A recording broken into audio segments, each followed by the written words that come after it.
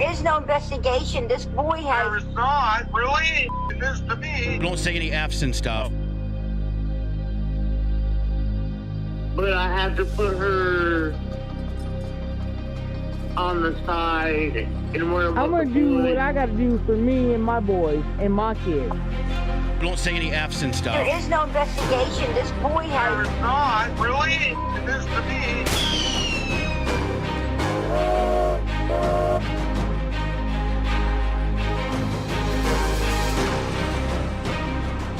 Right, idiot. I done my best. It's hard, you know, that's real tough.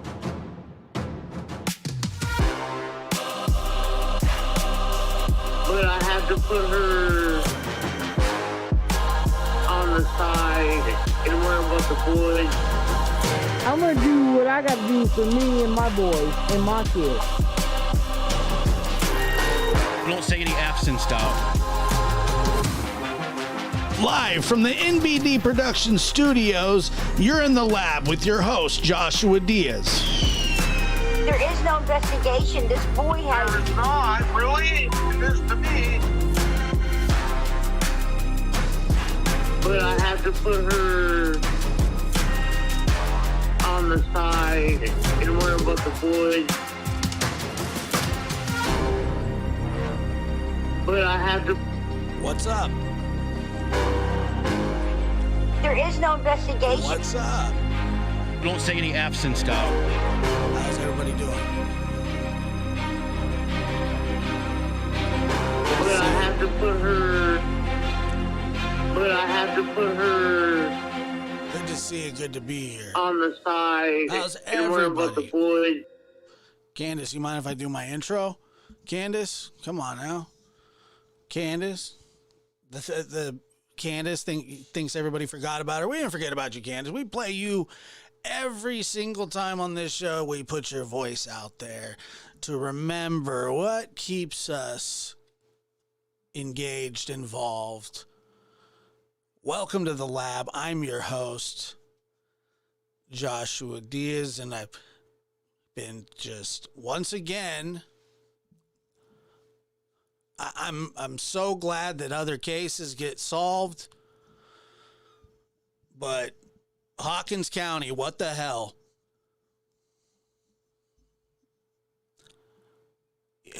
What the hell, man? Seriously. Fun to ski, become a member. Thank you so much. I get baffled some days about that case. So baffled and frustrated and just annoyed to no end.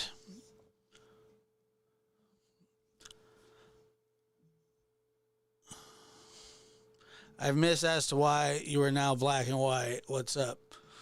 I don't know if there's a specific reason. I think I accidentally put it on black and white. Couldn't figure out how to do it. Did a couple shows, black and white. People said they liked it. So I just said, well, okay, I'll never figure out how to undo it. So there you go. Give me 1 second here. Get this set up. They don't make this very easy.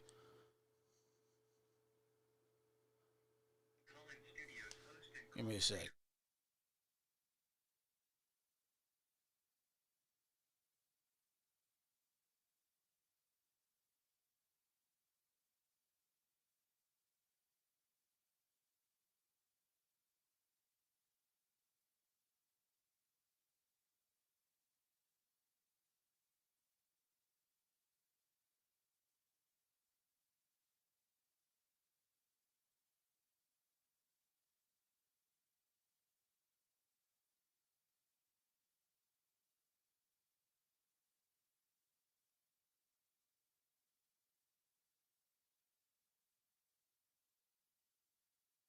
Sorry about that.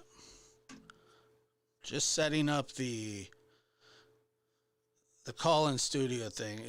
The one thing that I hate about this call-in service and everything else I love, but the only thing I don't like about it is the setup. It's kind of a pain in the ass. And you're like, oh yeah, let's do this, set it up, and then you're like, okay, well you got to stop everything. But then if you don't start it, if you start it before, then you know it's just a mess sometimes. Okay, so now I have to do this. Yeah, this is the kind of stuff that like burns me up when I'm trying to do a show. I feel like I'm letting people down when I do this. Like it's not profesh at all. Hey everybody, wait till I hit the buttons. Hey everybody, wait till I hit buttons. You know, it's just weird. Sorry about that. Anyway, so I am back. I think I'm trying to see here. What's going on over here? Yeah, if you want to call, call. If you don't call. I'll try and take as many calls. Not letting us down. I feel like that sometimes when I take too long to, I don't know, do whatever I'm supposed to be doing. And now I lost my chat bar. Peyton's out with his girlfriend on a Friday night. I told him, look, we got a show tonight, buddy. So here I am, flying solo. Off to a riveting start. Hold on, I'm almost there. I don't know. This has been a really rough start.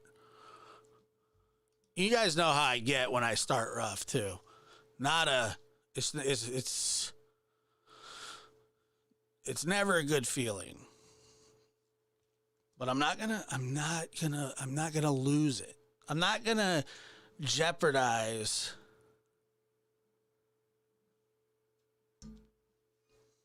moving on. All right.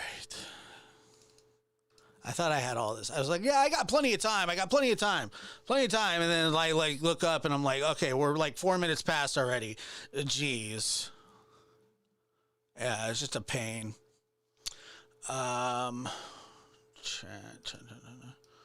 Chat goes second monitor. Peyton. Good to be young, my friend. Good to be young. Okay, so let me go up here. And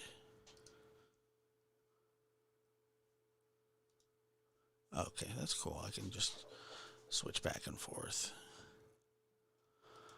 And I'm frustrated. I'm frustrated on top of all of that because I don't know. I started thinking about Summer's case, and I wanted to say, single mom of 4. Thank you for that super chat. It's just the best love, the best chat.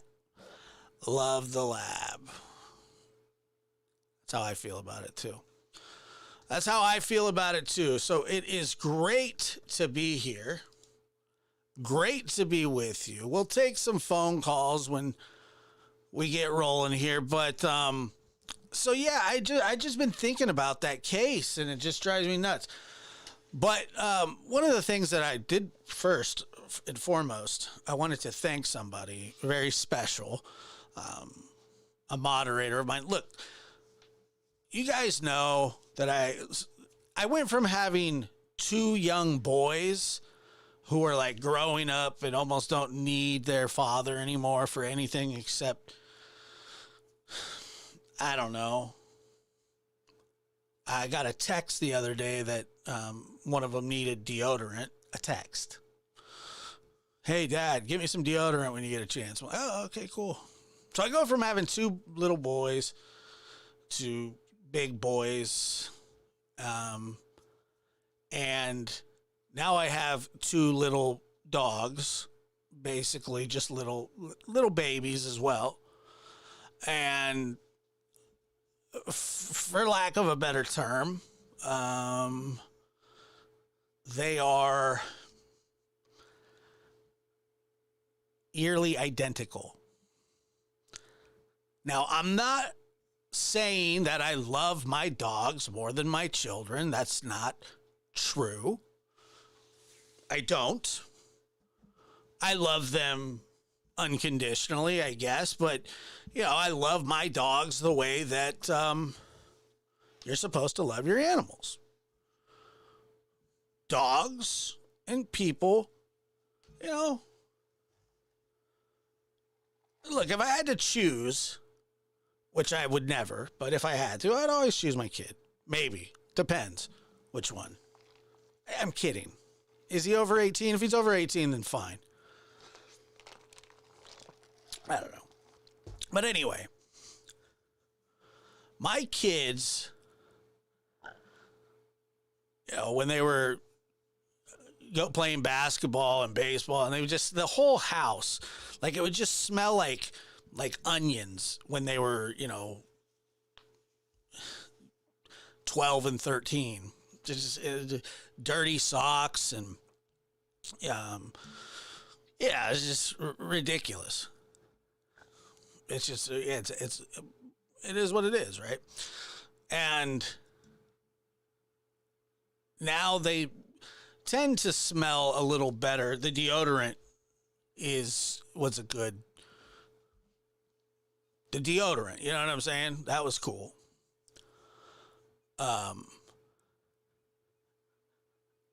But because I used to have to force them to shower. Well, one of them. It rhymes with schmaten. But anyway, so, now they don't need me as much. And so, I have the two dogs, and, dogs are a big part of my life. They always have been a big part of my life. I'm very, passionate about animals in general, mostly as long as they're not reptiles. I'm not a big reptile fan. I don't wish them any harm. I just don't want them near me. I'm not a reptile guy. If you're a reptile person, fine. If you had a snake in college, good for you. I don't care. It doesn't make you a bad person. It just means we're different. But I respect you wanting to have that disgusting, cold-blooded creature that you have to put a heat lamp on. And, it's interesting. But yeah, okay, so Rachel knows the smell. I know this, dude, it's the worst. It is the worst. Anyway, I'm getting somewhere. I'm trying to, at least. But now I have these two dogs, and the smells are eerily similar. They're eerily similar. They're like, I don't know. They smell like ass. But see, these are dogs, so I expect my dogs to smell like that. I don't expect my kids, or I didn't expect my kids to smell like that, but they just somehow just happen to, be that way. I don't know why. They just smell. But they're eerily similar. However, the house on a bad day smells like a state fair. I'm gonna be honest. Smells like a state fair a little bit. Not proud of that, but, we do what we can. So, there is a wonderful young lady in our chat who's a mod of mine, who is one of the most supportive, nicest, kindest people. I love her to death. Her name, I'll tell you her name here in a second, but she sent me some life-saving stuff. I'm going to show you a couple. One of them is this. This is, see, I'd never heard of this stuff. I'm a guy, sort of. sometimes. And I don't know if you can see this, but it's called Scentsy Fresh, and it's clothesline, right? I sprayed some of this on my furniture because I just got a new couch not that long ago, and it's ruined, and it smells. And so I sprayed that. I'm not kidding. It was just a little bit, and it has smelled good. It smelled good for about 3 days, and then instantly went back to smelling like crap. So then I sprayed it again, and it lasted me another 3 days. She also sent me this, which is Best Bud Suds, and I scrubbed Otis's trap door because he reeks. And he's probably going to have to get, what is that? What is it? His anal glands expressed? I don't know. I've never heard of such things. But anyway, they all smell. They just stink, you know? So it's gross. But this shampoo is beautiful. And I wanted to say thank you, Lulu. This is the second time she sent me something, and I use all of this stuff, and it's phenomenal. It really is. It really, really is. And, you know, she didn't ask me to do that. Trust me, if I thought the stuff sucked, I'd tell you. I express my dog's bums. Unreal. Unreal. But I see people saying that they enjoy Scentsy products. And we'll put this info in the chat as well. But hit up Lulu if you're looking for Scentsy. She knows what she just sent this stuff blindly. And I typically don't use anything like this, but I even got, what was it? The spray, like it's like the conditioner. I spray it on Otis's trapdoor too. The anal gland smells. Yeah, it's bad. It's real bad. But yeah, so information there. I'll also link it in the description. Lulu, thank you. I really appreciate that. It's very, very, very, very sweet of you. Now let's take a look. I was talking about I think it was the Colorado shooting at the nightclub. It was a gay nightclub, I believe. And, like 5 dead, 18 or something. They caught up with this guy's dad. I mean, this is just sad, sad, sad stuff. Sad stuff. Did anybody catch the interview with this guy? I'm going to play some of it here in a second. But I could not believe it. I couldn't believe it. And then you wonder why some people grow up the way that they do. I'm not saying that he's the reason that all of this happened, but okay, let me see. The line's open. I just opened it up. I forgot to do that. I'm sorry if anybody called. Call number 858-299-2504. We'll take your phone call. So anybody see this guy? Yeah, the methed out dad. That about sums it up. But I don't think he's on meth anymore. He might be. I don't know. Here, I'm going to play some of it for you. It's odd. Was there any history of mental illness with him, or when's the last time you saw him? My son, I hadn't seen him for years. I thought he committed suicide. His mother told me that I'll give you a history. I was a a porn star. Okay, I became a porno star in 2002, and I combined that with a mixed martial arts career. And my ex was finished. She took off with my son. I hadn't seen him for years. Little did I did see my son. You know, I tried to give him, you know, a father figure, or whatever. I didn't know where his lower whereabouts were. I found out recently that he did not kill himself in 2016. That he was, you know, alive and well. You know, and he lives in Colorado. Yeah. Why did you think he had killed himself? His mother told me this. She I said see. that he killed himself because of I'm an embarrassment to him.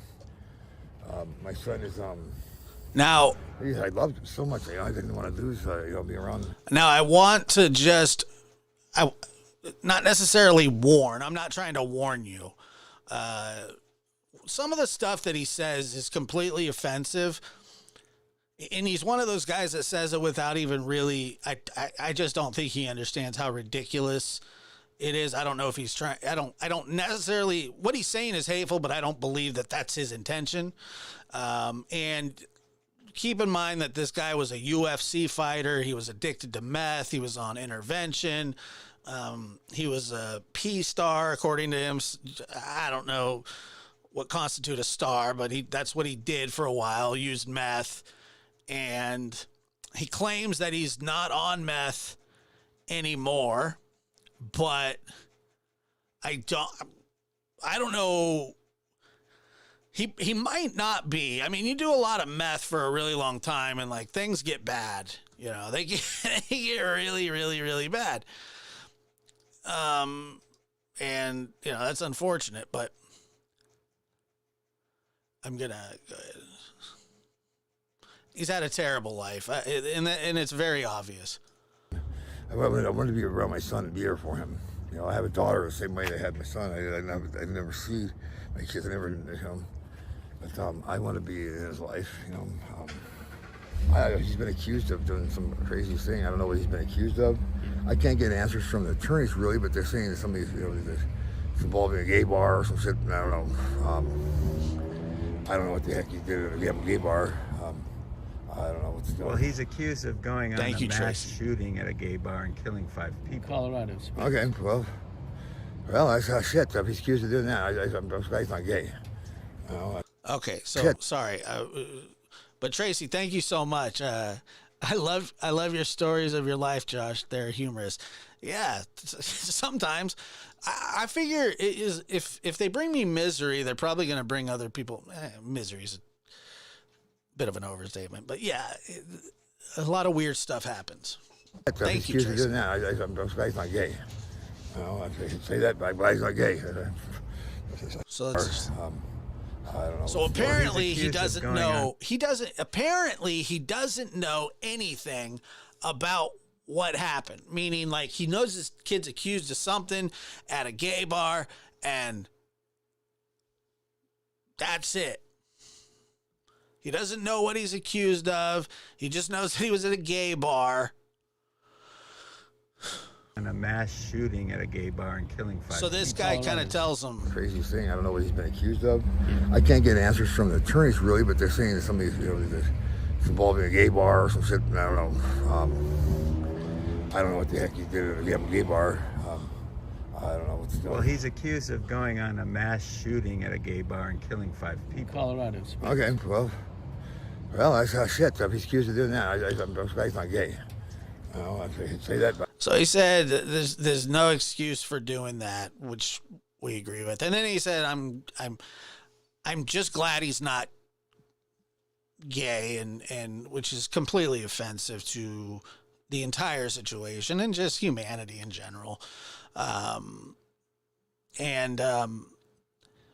it makes no difference if he is or he isn't, and he probably, I don't know. I'm sure he had some issues with his own self, but fine. But this antiquated thinking is,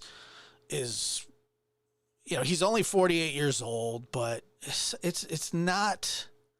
Oh, he's homophobic. There's no question about it.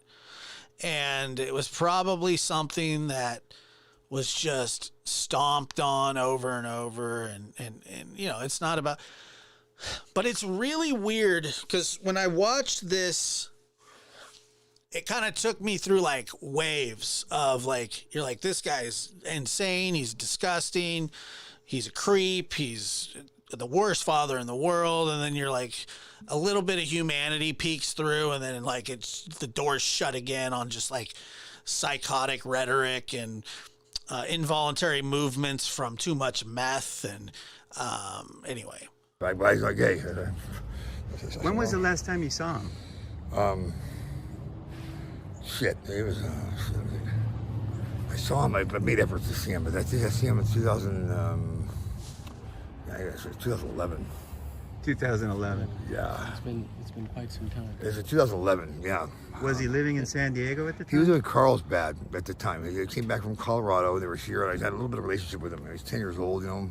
I was holding mitts for him, you know, showing him how to be. I wanted to be a professional fighter like me. You know, I wanted to be a fighter, and you know, I don't know if they have. Hey Heidi, I'm not gonna get into semantics about it. It's not.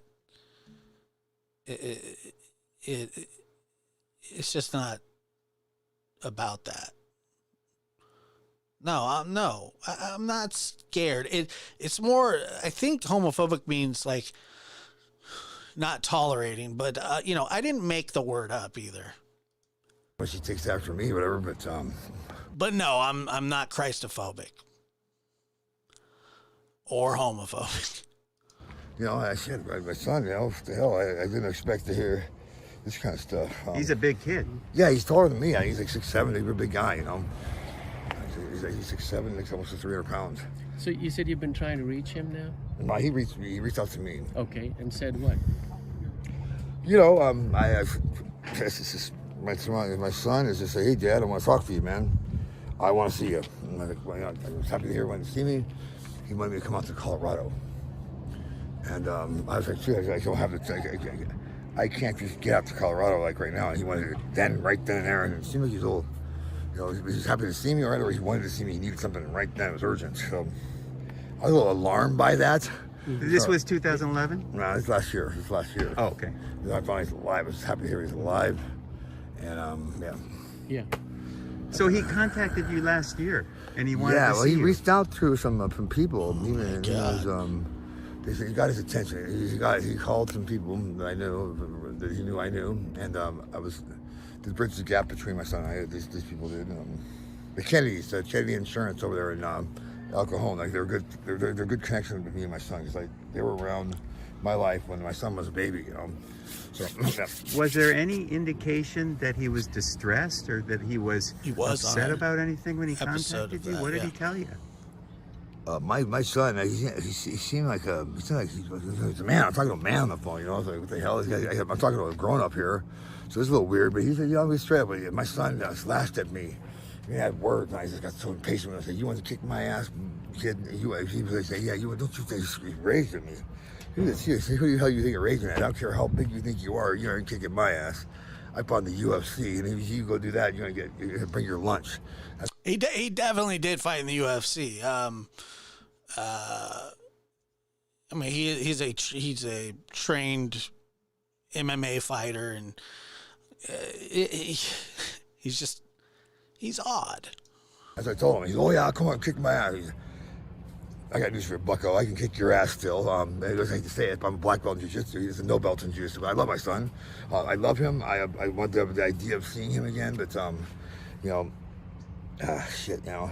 Wait, so he contacted you on the phone last year, and then you ended up arguing on the phone? I argued on the phone with the guy. He started telling me something. He said something to me. We had a little clash, you know, and I guess he was gonna bulldog me on the phone. You got the wrong dude, man. That ain't me. You know, I did him a disservice. I'm not in his life, but. Did he tell you he had been in trouble with the law last year? Yeah, this is a mixture of. I don't think he's that smart to begin with, but I think this is a mixture of meth and head trauma and life trauma. Oh, it's a bit rough. He told me he couldn't leave Colorado. That kind of struck me. He said he couldn't leave Colorado. So my son, I said, he actually acknowledges his involuntary movements. Bipolar.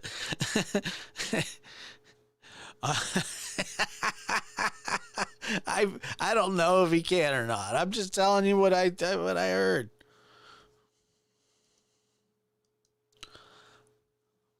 That's what he says. Come out here. I said, there's the address right here. And he was asking about security fences. Sorry, Eddie. Is there a security fence? I said, why are you asking? You being a smart ass? You knock on the door, I'll come get the door. You ain't got to sneak around. Do you have any idea why he changed his name? Yes. Why did he do it? This part's actually really sad because he said, do you have any idea why he changed his name? And he goes, yes. Very emphatically. Idea why he changed his name? Yes. Why did he do it? His mother told me he changed his name because I was on intervention and I'd been a porno actor. It was the laughing stock, everybody's laughing, your dad's a porno star, and it's just like, it's an uncomfortable laughter people have when they find out I'm a porno star.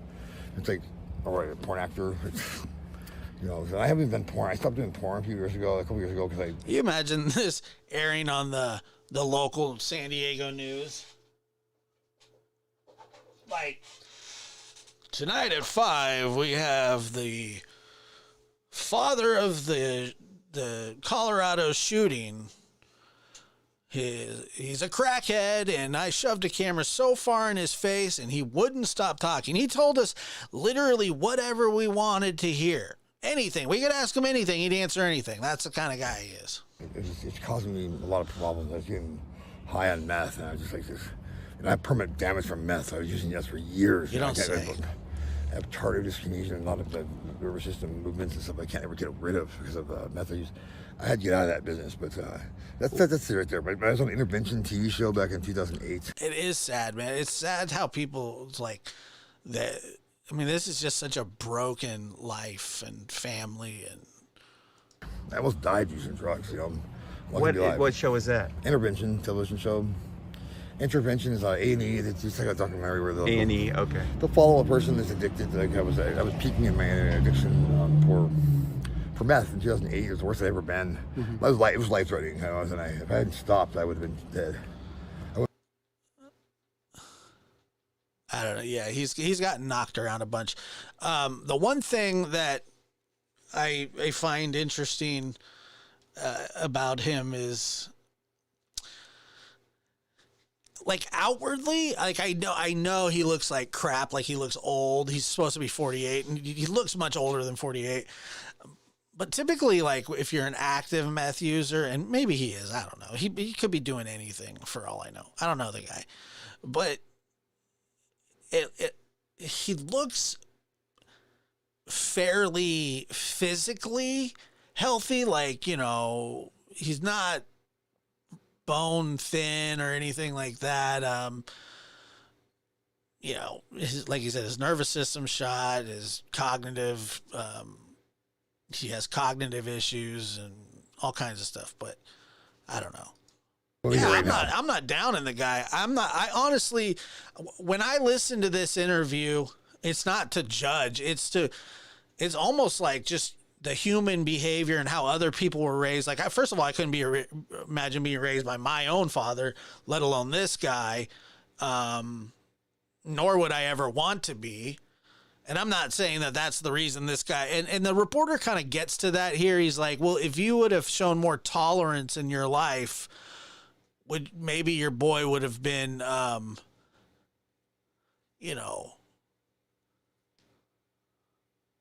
it's just, would he have been more tolerant of, people? If it wasn't for Well, do you have any idea why he picked the name? I mean, honestly, I feel, regardless of his views and, how he, whatever, I genuinely, he's just now finding out that his son did this. And he's trying to process it, and he doesn't do a great job of it at all. But I think there is some sincerity in here, along with rhetoric that, it's just that there's no real filter. You know what I mean? There's no real, like, whatever comes to his mind, he just says. And this is just the way it is. Anderson Ulrich, where did that come from? I have no idea. He's got he's got other issues going on, possibly. But I know one thing. He got a hold of me, and he's pissed off. He's pissed off at me. He wants to poke at the old man. I said, you can get to poke at the old man as long as I ain't poke from a rifle from down the street. You don't want to get shot. But he wasn't talking about shooting me. Never made any threats towards me like that. Never made any active threats. He got a little fresh with me. Well, he's accused of walking in with an assault rifle, and, I think he's not then there he was tackled by another patron who was a veteran and pinned him down. God, what and then they arrested him. This? Why would he do it? He didn't shoot anybody then. He didn't actually shoot anybody. Well, they are accused of killing 5 people. So they say he killed somebody. 5 people. And 18 other were injured in that. So the guy that grabbed him is a hero, basically. Yes. I say, like I say to my son, I'm ashamed that you did that. So you're going to be going killing people like this. It's just in that cold blood.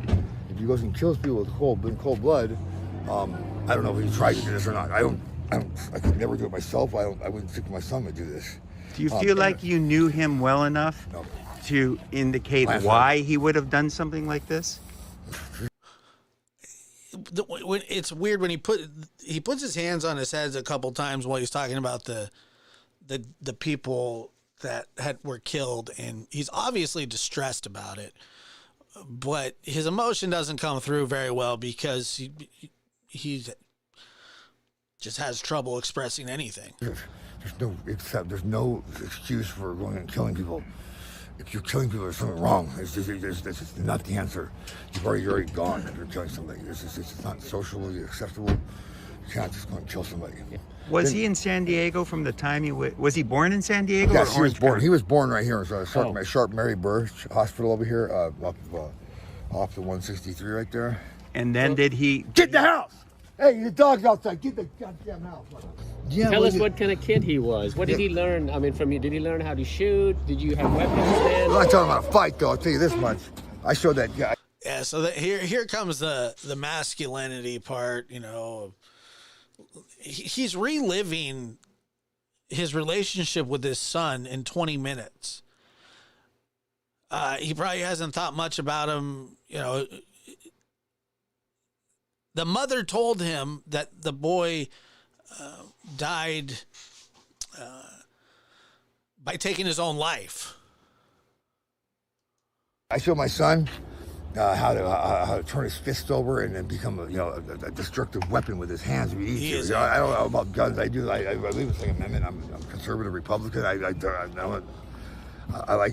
all that stuff, but I like this. It was fisticuffs and shake hands afterward like a gentleman. That's how it should be.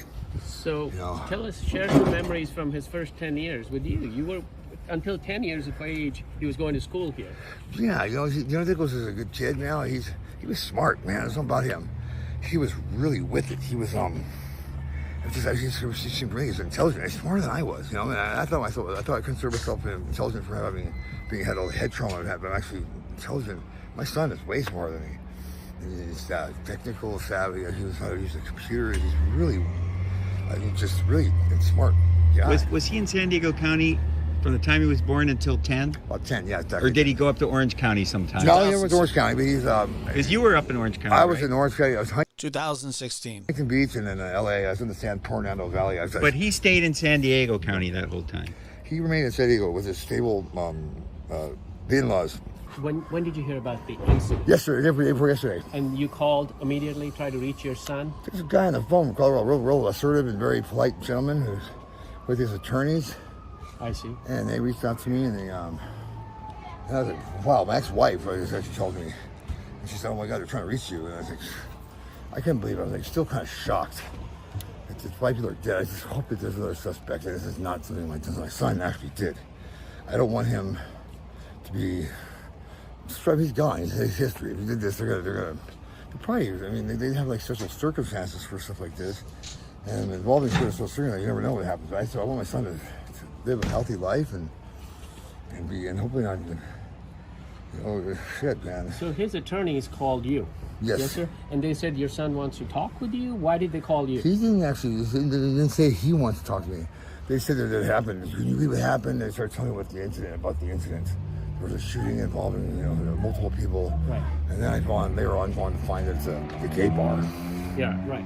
And I was like, oh my God, is he gay? I was scared. I was, oh my God, shit, is he gay? And he's not gay, so it's like this. Well, you guys had. I mean,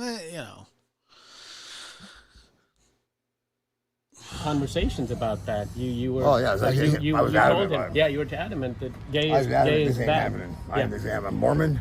I'm a conservative Republican, and we don't do gay. We don't do gay. Yeah. So when did you first hear about this incident before the attorney called? You saw it on CNN. What happened? No, I haven't seen it yet. Okay, so it's well, you guys had conversations about that. You were. Oh yeah, you I was told adamant. him. Yeah, you were adamant that gay I is was adamant gay this is ain't bad. happening. I'm a Mormon.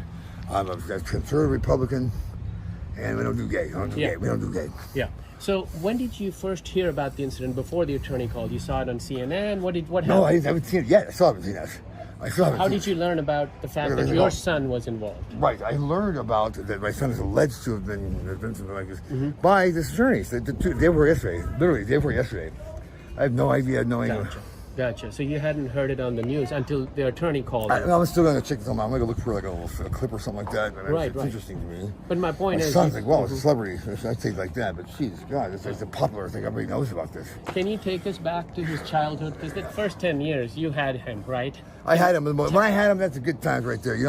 I taught him about. I taught my son this: a fight, man on man. You don't go to at least your gun. You have to be a man, and then separate. Don't go starting fights, but if you have to fight hard. And I told him, I showed him how to throw a punch, and he knocked out one, or he assaulted. But then my first day was one of my requests to one of my ex-wife's boyfriends. He was mouthing off. He hit him right in the face, and he hit him on the face. I praised him for violent behavior really early. I showed him that it works. It's instant, and you'll get immediate results. I agree with that. I feel a little bad about showing it too, but it's out there. It's just such a odd thing about human behavior.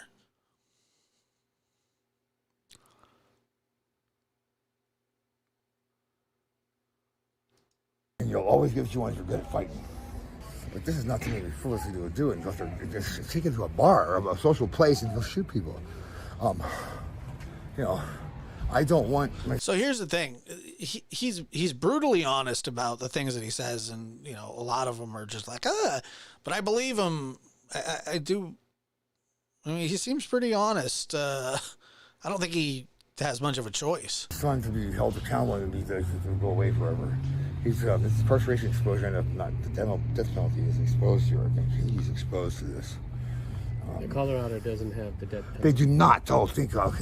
I mean, it's life without parole if he gets convicted. But he's going to be on forever if they get him. But they say he did this. If they really connect him to this, if he's the person who shot these people, they're going to have him there for. You know what? He has to be held accountable. I hate to say it, but I'd like to say my son being incarcerated. I'd like to have a relationship with him, and I can teach him, hey, look, fighting is the way to go. You don't go shooting people. Fight is a gentleman's way to fight. You fight someone.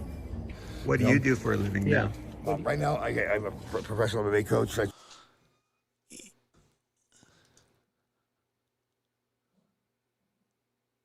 me see, Lisa, you're right, and they're asking questions to get the reactions that they want.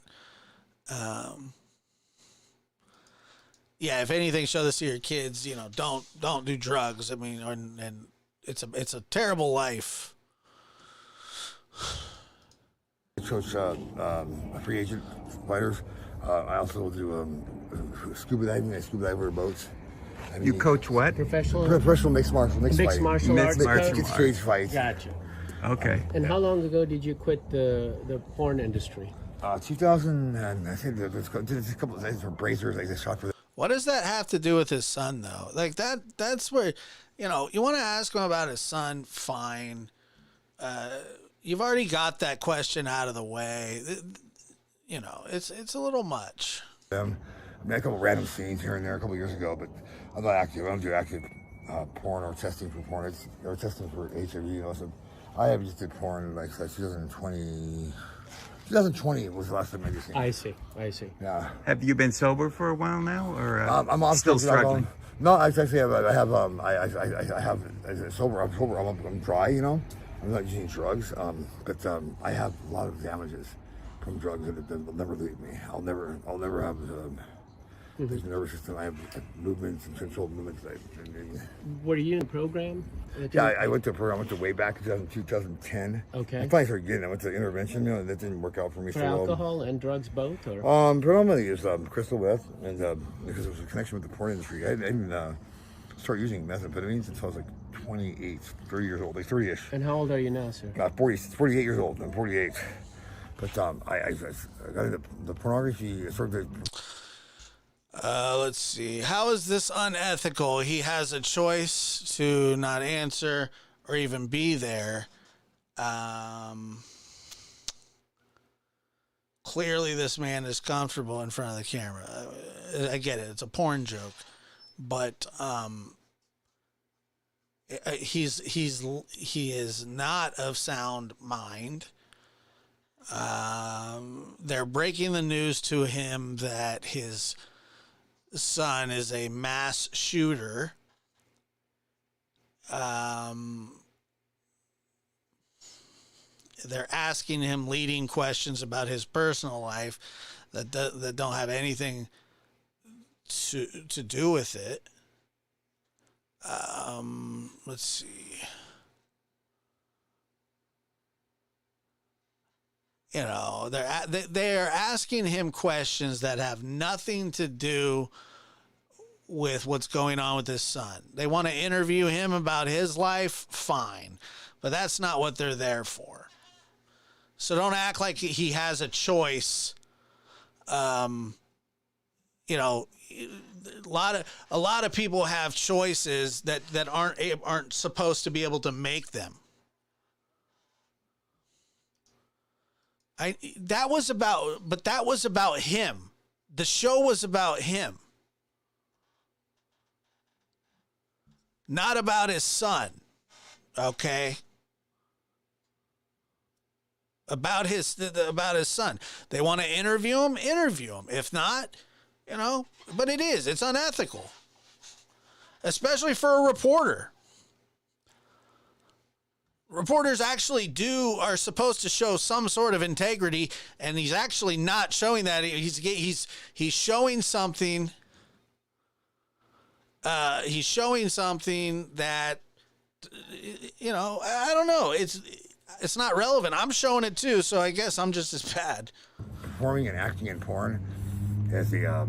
But like this has nothing to do with, you know, you watch it to get some insight into like what's going on.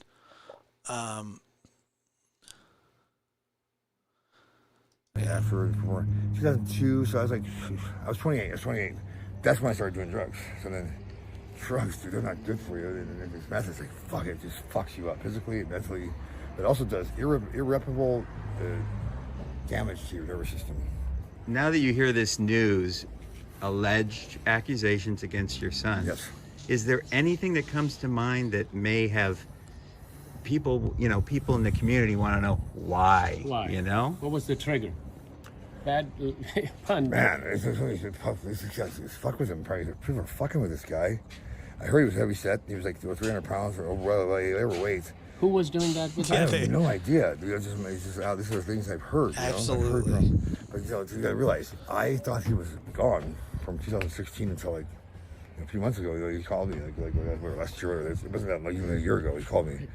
So I thought he was dead. I mourned his loss. I think I had gone through a meltdown. I lost my son. I blacked it out of my system. I go, oh my God, and all of a sudden I get an email from somebody over here saying he's alive. So this is another majorly. Of course they do. Do you have any idea when he first, recollection, when he may have first tried a gun or shot a gun? I think it's probably he got hair on his ass. He started going, hey, I'm going to shoot this damn gun. I don't know. If he's better, sooner the better. You know, guns are not a problem. Guns are good. So you had not shown him how to use a gun before he was 10 years old? I showed him how to use these guns right here. I see. Yes. Gotcha. So you never shot guns with him as a kid? No. Okay, all right. Gotcha. No way, man. There's no guns. To me, the guns are the hands. You don't want to. I mean, yes, I believe in guns. I believe in the right to bear arms. I mean, I'll tell you right now, they don't look at that here in California. There's a bunch of liberal freaks around here. You can't carry a gun here. Let's see. And he can't answer why his son did it, but you know, they're gonna ask him a pretty triggering question, which I find kind of odd, but yeah, shows exactly.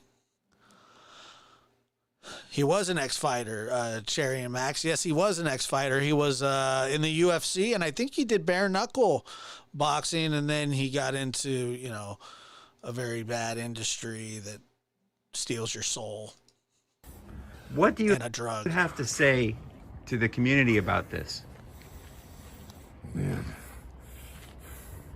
I don't know what to say. Community, it's a weird question to ask. To the community, I say, look, you know, love my son, love him through this, man. I want him to get out of this. I want him to get away with this, or just not be in jail, because that's my son, obviously. But I don't. I don't know. I just don't want him. I want the best for him. I want the world to love my son. Please love my son. Forgive my son. You know, hopefully, if he can't, I understand. But he walked in there and did that. I don't know what to say. I think, God, if he actually shot some people, God, dude, that's just something I would do. I can't relate to that. I would love my son no matter what. I love my son.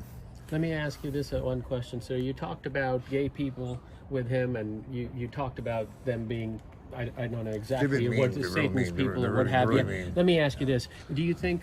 My personal experience is that. Yeah, right. But this incident happened in a gay bar, right? And my question to you is, had you had... So, and that's kind of what I was saying at the beginning of this, is this interview is a lot of different things. It's ridiculous. It's interesting. It's sad. It's revealing. It seems sort of like he's being exploited. It's like they're trying to get a soundbite, like to praise, like they want him to praise his son.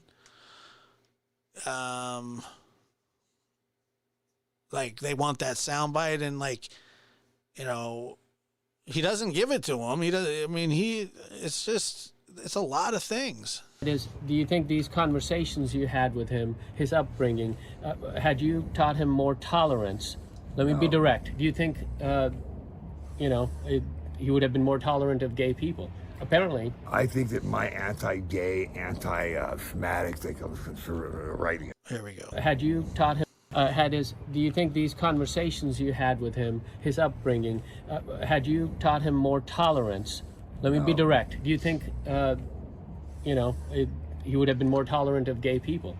Apparently. I think that my anti-gay, anti-fanatic, they come conservative writing. I'm a conservative extraordinaire, and I've been very vocal about that. I support Randy Lopel for his grandpa. I love Randy Lopel.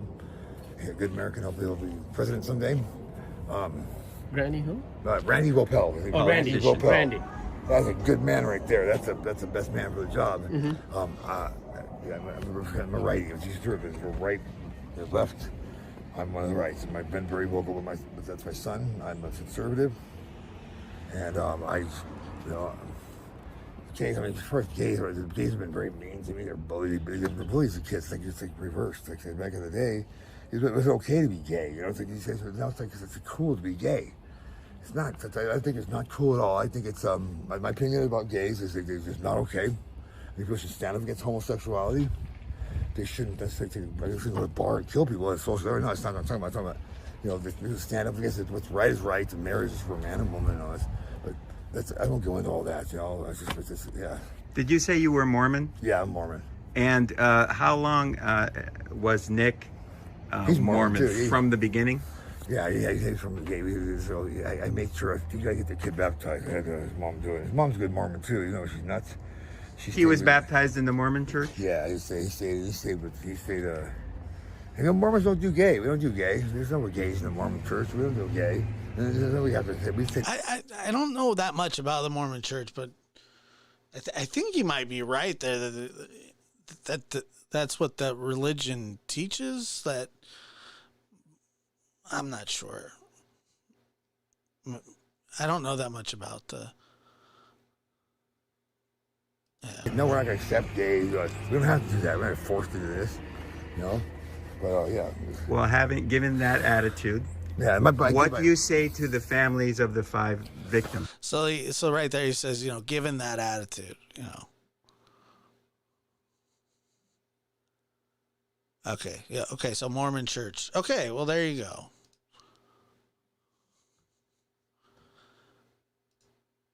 Sorry. I'm so sorry, guys, for your loss. I'm so sorry for any loss like this.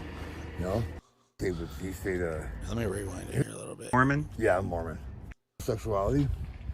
So, if you look at here, he's going, look, there's a big difference. This is what he's saying. They're trying to say. It's not.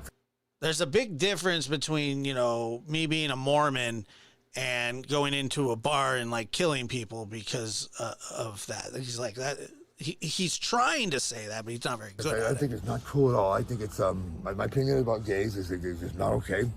People should stand up against homosexuality.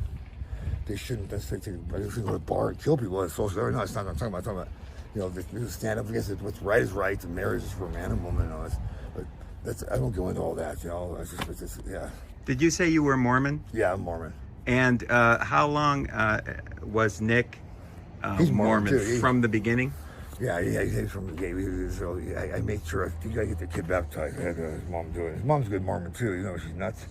He was baptized in the Mormon church? Yeah, he stayed. Mormons don't do gay. We don't do gay. There's no gays in the Mormon church. We don't do gay. We said no, we're not gonna accept gays. We don't have to do that. We're not forced to do this, But yeah. Well, given that attitude, yeah. What do you say to the families of the 5 victims? Sorry, I'm so sorry, guys, for your loss. I'm so sorry for any loss like this. Seriously, there's no regard to politics or anything. It's human life, and I'm so sorry. I'm so sorry. My soul goes out to you. I'm so sorry for your loss. Even though who killed those people. Hopefully it was not my son, but I'm so sorry. Life is just so fragile and it's valuable. Those people's lives are valuable. They're valuable. They're good people, probably. It's not that you kill somebody over. Till. I'm sorry. I let my son down. You can quote me. I let my son down. There you go. I mean, that's the interview. It's weird. It's sad. It's spooky. It's I've never exactly. What more do they want from him? I think he is sincere in his apology. I think he is.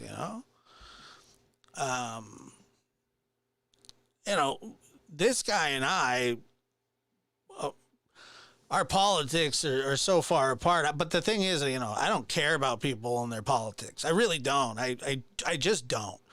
And that's why I don't really talk politics on this show at all, because I don't care that much.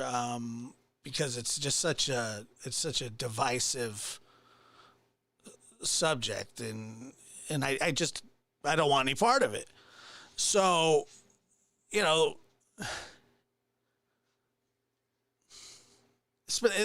the same thing with religion. I don't like debating religion, arguing religion. People have their opinions. Some people have really messed up ways of thinking, and some people kind of fall more in line with maybe the way that I'm thinking.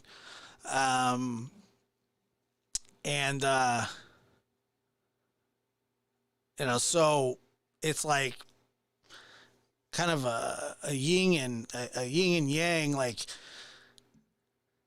they've really baited this guy. It's sad.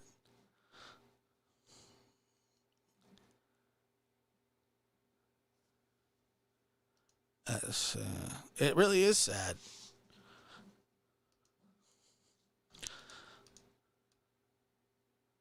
The Mormon Church does not advocate alcohol, caffeine, drugs, or porn either. The point is not his religion. Right, yeah, of course. Some shouldn't breed. It was a really strange interview and a very uncomfortable interview. It was not. It was not good. Let's see. Oh, exactly. He's not on. He's not accused of this horrible crime at all. I mean, we can say whatever you want about his beliefs, you know. I don't agree with 90% of what he said, but I don't care that much either. Love America. I like to talk politics. Let's just put it this way. I love America.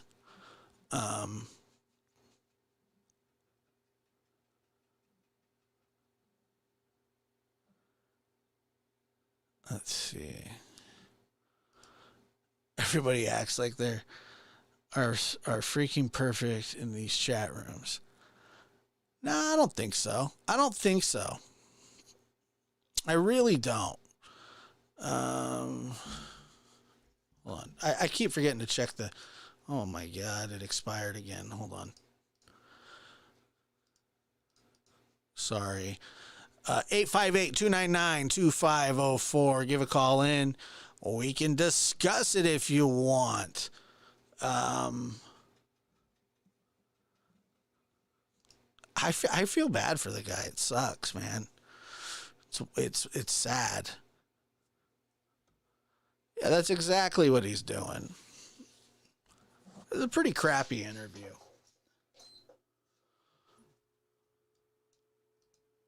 I don't, but that's what I'm saying. I don't even care about politics.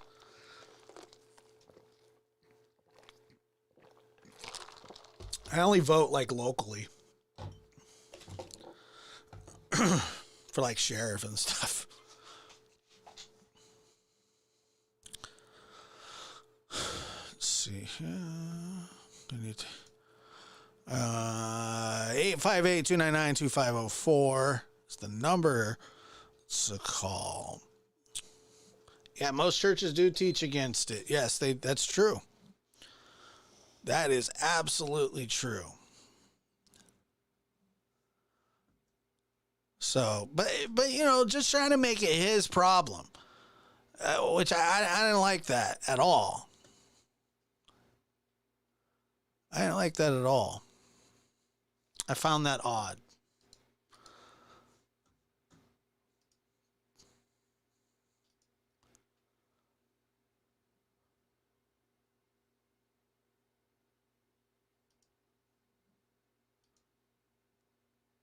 What does it say?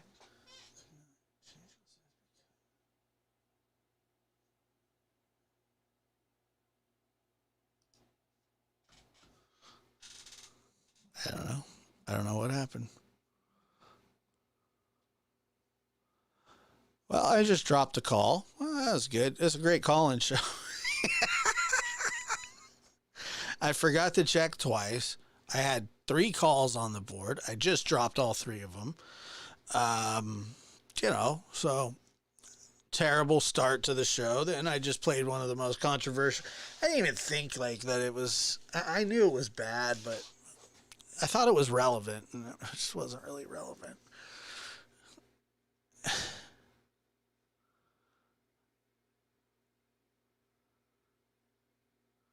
This isn't once again, I don't want to like direct the chat or anything, but this isn't about gay or straight or whatever. It's not important, to be honest. What happened was really, really terrible. Caller, go ahead. You're on the air. Okay, I'm on the air. This is Suzanne from California. Hi, how are you? I'm all right. Oh, I thought okay. I want to tell you something that I really appreciate your show. I'm the one that said I don't like it when you get mad. Remember that last week? I do remember that. Yeah. Okay. So I've watched you guys forever. I'm talking years. It's just that I don't have money to send to you guys, but I do push the buttons that I'm supposed to push. Yeah, that's so helpful, and you know, we don't ask people to send money on here. It's not what we do. Well, I wish I could, you know, I really do, but anyways, what's really been bothering me kind of ties into this call. I don't know, but what you're talking about. But today, I watched someone that I do watch, but not all the time, and it doesn't matter what religion I am or anybody. This is just coming from the heart. It really saddened me that this person, what are you guys called? I forget. What do we call who? What are you called? What's your, the lab? You know, you're not a. I know, but you're not a subscriber. You're a creator. Oh yeah, another creator said something that just really hurt my heart today, and I just thought it was really distasteful. And to me, it doesn't have anything to do with religion I am or anybody else. It's just something that hurt my heart. And he was trying to decide if the 4 teenagers were in heaven or in hell due to their beliefs. And I just thought that was so distasteful. Does that make sense to you? Oh, yeah, but yes, but it's shocking. I'm trying to process that. Did you know what I'm talking about? I don't know who you're talking about, and you don't have to say, but I know exactly what you just said.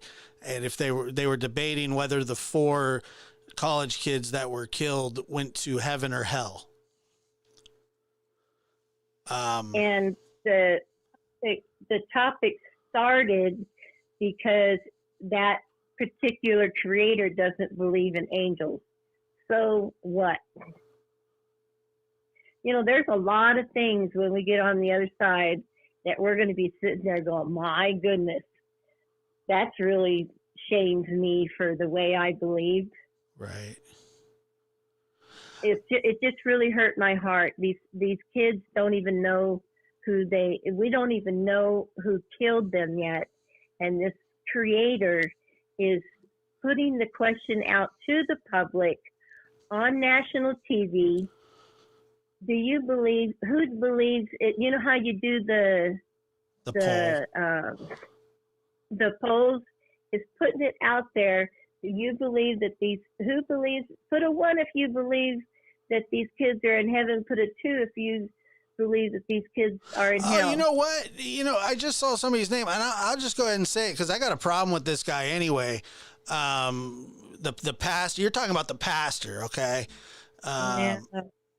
Yeah, look, And you know, I used to watch him, not because I believe the way he believes. That doesn't really matter to me. But I like shows where they don't have a lot of cursing. That even before I became whatever, yeah, I didn't have a lot of cussing in my life, and it's just uncomfortable for me to listen to it every other word.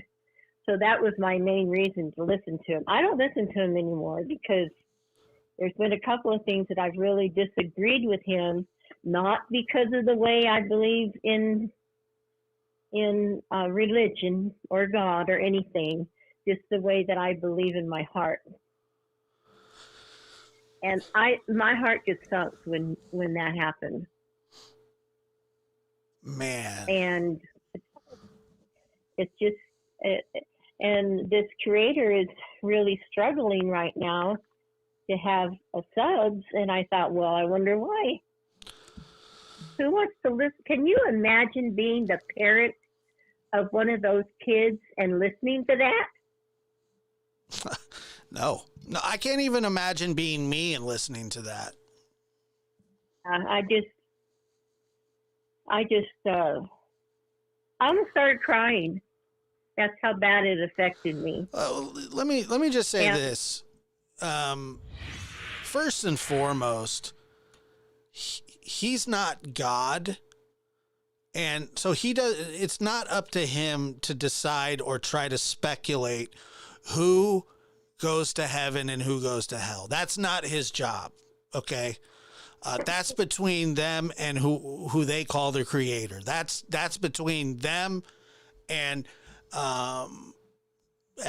their religion, their beliefs, their whatever. It's when people start doing stuff like that, like, okay, you can't tell me that somebody's going to heaven based on their religion. It's what's in your heart. And it is wrong to even speculate about somebody's eternal life that was taken from them so brutally, tragically, premature. I'm sorry, but a godly man wouldn't do that. They just wouldn't. No. And you know what really got me too is right in the middle of his little sermon, whatever you want to call it. He goes, "Oh, wait a minute. I got to get a super chat. I know. I saw a video of him doing that. It is weird. It's gross. I saw him, you know what, like I said, I usually don't talk about other people, other creators, but, well, first of all, that's just a touch too far. And, you know, whatever, dude, like go. And like this, go ahead. Like this guy today, that just went a little bit too far too. I mean, here's this man, whether he's still on meth or he's definitely affected by meth, and all this stuff is coming down about his son, and he's worried about him being a porn star. Right. Right. He's got major issues already, and but well, and it. You know, we all have past. I'm not saying I was a porn star or anything, but we all have a past that we're embarrassed about. I agree. And you know, I'm sure if that man was any right in his head, he wouldn't have been bringing that up. Right. And then put religion behind it. That's just a disgrace to the religion, whether it's Mormon, whether it's Catholic, whether it's, you know, Baptist, whether it's no religion, just being a Christian in your heart. That's a disgrace. Well, let me say this. I'm going to speculate that people that speculate about people going to heaven or hell, who think that they know better and begging people to super chat them or they won't keep going on the show, they probably end up going to hell. How's that? Well, that's what I say. When we all get to heaven, we're all going to be totally, totally surprised. When we all get on the other side, because we don't know what's on the other side. Right. All we need to worry about on this side and living our lives to the best of our ability, and whatever religion we believe in, to apply it to our lives to the betterment of society. I just don't understand what the point was. What was the point of him trying to figure out if somebody, their eternal soul, where their eternal, is it because, God, some of the creepiest people that I've ever met are like televangelists and things like that. But then also some of the nicest people I've ever met are you know, I grew up in the church. I was raised around pastors and that I respected and appreciated and respect. Maybe I didn't agree with everything that they said, but they were there to help people. You know. Exactly, and you know all the good, just all the good. It's not really quite like this because it's totally different. It's up on a different level. but all the good you do on your station, and then you have these stupid trolls come in and knock it all down, it's hurtful. Are you talking about this show? Or any show. Oh, okay. Any creator that's doing good to the best of their ability and from their heart, no matter what they believe, you know, they're trying to live their life to help children, to help missing people, to help the cold cases. And then they have these stupid people that don't give a hoot about anything. They're just trying to make money. And I know this is your job. That's, you know, anybody stupid can figure that out. But you have these people that don't care about, they need to have a separate YouTube for people like that. That don't, all these trolls, they ought to have a separate YouTube for them. And let them go at each other, because they don't care about nothing. You know, that's just my. You know, it's funny that you say that. I've never watched his show before. I've seen I've seen him on like clip channels and stuff, and I did, one thing that I did notice was that he does this like Sunday show that gets like 200 views. He's got, I don't know, 50 something thousand subscribers. Nobody watches his quote unquote Christian content.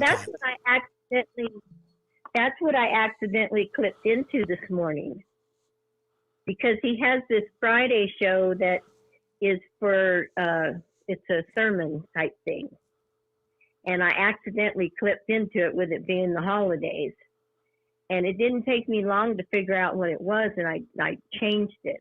Right. But it hurt my heart, what he was saying. And the reason why he was doing all this was to get more subs, but he also, at the end of his little, I wouldn't even call it a sermon because that's a disgrace. He wants people to pray with him and ask Jesus in your heart and all this. Nice. Over TV. Yeah. Regular Billy Graham, huh? And, yeah. But I just couldn't believe that. I thought, oh, how sad. And, you know, I'm real careful. There's been a couple of times that I've made my opinion on the 4 college murders. Yeah. I'm not supposed to use that word. But, no, it's okay. I mean, it's fine. But I've been real careful in my wording, because I put myself, I know what it's like to lose a child, an older child, their age, a little bit older than them. And, you know, you don't even know how to think straight. I just feel so sad for those families. I know. It's even terrible. Before, he couldn't wait till at least they knew who did it. We don't even know who did it. And he's saying stuff like that. Well, I just don't understand. I don't understand the, like, I am shocked by it. I think it's completely weird, and it's a title straight out of Clickbait 101. But I don't understand what the point is. I don't get it. What is it? I mean, what? So what was he doing to determine this? His whole thing was the Bible way or the world way. I'm trying to re-put it into layman language, and I'm not his religion. I'm gonna tell you that right now. There's some things that he says are true, but you know, I have learned over my years, I'm 66 years old, every religion, there's truth in every religion. None of us know all the answers, but his point was to bring people to Christ. That was in his little feeble mind, that was his way of bringing people to Christ. So if they said this little prayer, that they would know they were going to heaven. And he used them as an example because of trying to get clicks and views. Yeah, like kind of like you never know the day or the hour type situation. No, Like- that you have like to be- ask Jesus into your heart. But have to- but be you have- ready because you could get murdered in your sleep. I mean, is that what I mean? So- I guess. And if you haven't asked Jesus into your heart, then you got to go to this special judgment, and they look over your life and God determines if you can come in or not. Oh, okay. Now, isn't that the most asinine thing you ever heard of? I mean, it's up there. It's top 5 for sure. Religion gets so weird because people kind of get strung along by it. People want to have things to believe in, and the Catholic Church used to do this thing, and I don't know if they still do or not. Nothing against the Catholic Church, other than you could pay to try to keep your family out of hell. That to me is not right, because I don't think you can do that. No. What do they do with these things? Do they just reach out into the abyss and pull these thoughts and say, okay, it's in Romans 6:6? I mean, what do they do? I don't understand that. And I'll tell you what, there's a lot of things in this world that I don't understand. I have a grandson that came out 2 years ago, and I love him to pieces. Now, whether or not my preference as a religion believes in that or not, if I love him, maybe there's some things that I don't understand, but when I don't understand, I love. One of my favorite Bible verses, and I think that we could all probably benefit from this, whether you believe in God or not. But particularly for those of us who do believe, there's a passage that says, for all have sinned and fall short of the glory of God. That includes me, Exactly. that includes him, that includes you, that includes all of us. If we want to really get down to it, none of us are worthy. None of us are we're humans. We are flawed creatures. And I don't understand what the point is of trying to say anything about anybody's religion. For the wages of sin is death, but the gift of God is eternal life. There's just there's. But aren't we supposed to seek out our own salvation? Sure we are. Yeah. And he's one to say, okay, these people are making money off the children and blah blah. Well, what did he do this morning? Oh, look, first and foremost, he should be completely ashamed of himself. Second of all, there's this new phenomenon going on in the world. It's like celebrity pastors, and it's kind of, it's kind of one of those things where, like, as a pastor, you have a following and people listen to what you say, and you have a great responsibility to be a good person to them and to guide them, away from temptation, deliver them from evil. But yet it seems like a lot of people just pull them right in. And so I don't know if that's the vibe I'm getting from him or not, but I mean, he could kiss my ass. Sorry. I just, the more, there was, there's some things that we've disagreed on, and I've just agreed to disagree. With me? And I just left it at that. Well, I don't even remember, but I'm just saying if there was something that we. I'm just kidding. But there was one thing that I really just couldn't believe that he was making fun of.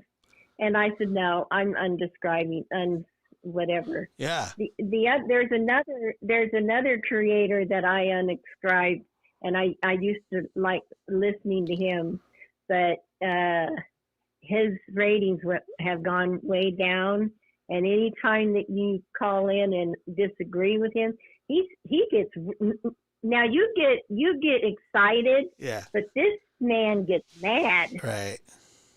Right. And I had to hang up because he was yelling at me. Somebody And I was thought- yelling at you? Huh? Somebody yelled at you on the phone? Yeah. And I had watched them for a long time, and this person, it was Doug. And I hung up on him. Right. I don't blame you. I would have too. It's, like I said, the whole thing, I can't believe that somebody would do that. But then again, I can believe it. Nothing really surprises me.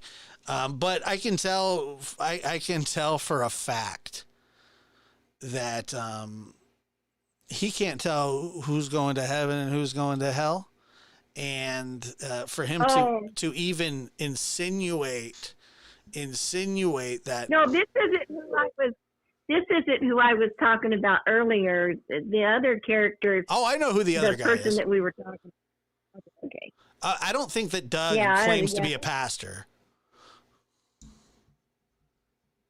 No, Doug is wound up like a little chihuahua and won't stop running around. He's something else. Yeah. He's got a lot of anger issues.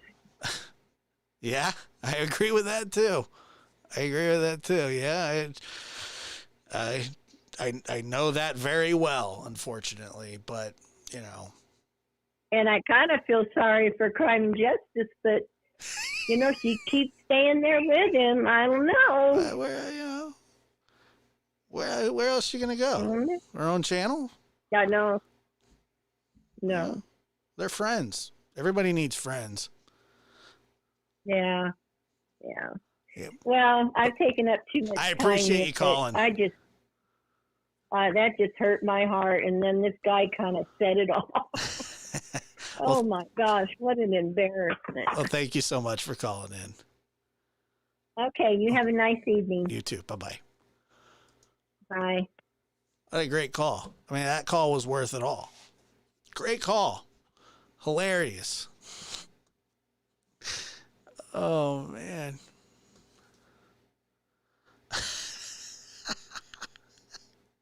That's awesome. Honestly.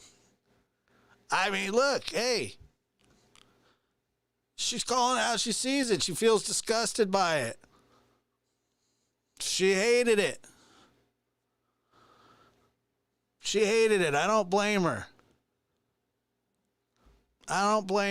Good for her. Yeah, man. I mean, look, I'm not gonna say. Look, we all know the history that Doug and I have had, and I don't spend a second thinking about him. Not at all. But I know that he spends seconds thinking about me because he makes up new phone numbers and texts me all the time in the middle of the night while being a psychotic human. I mean, this is what he does. I ignore him and I don't even think about him. I wish I'll never speak to him again in my life, and I have nothing to say. I wish him well. It's not even that. I just don't even care. It's just, I don't exist in his world and he doesn't exist in mine. And that's fine. Not explaining. For surely not going to explain.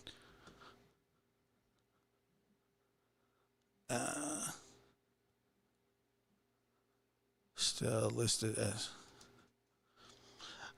I'm subscribed to most people in the true crime community. I keep tabs on these people. Doesn't mean I watch them.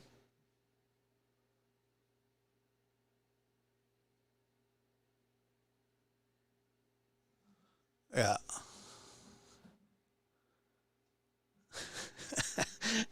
I'm guilty of trolling the preacher. Look, whatever the hell that is that he was doing or saying,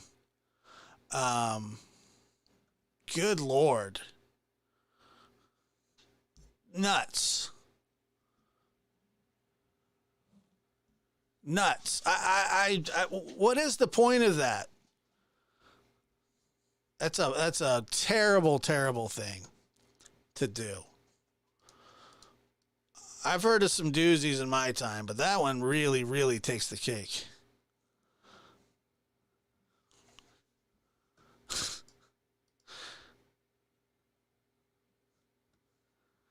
see. I don't.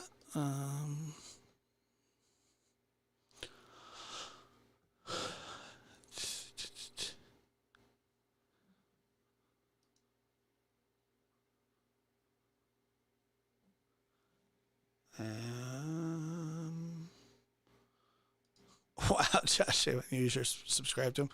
I don't know if I am or not. I don't know. How would I know?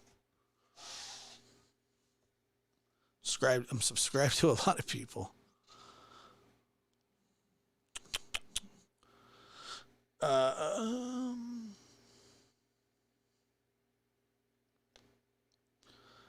I am not subscribed to the preacher. Maybe I should. Maybe I'll go check him out. I wish I didn't know who she was referring to. Yeah. Look, it bothers people. It bothers people.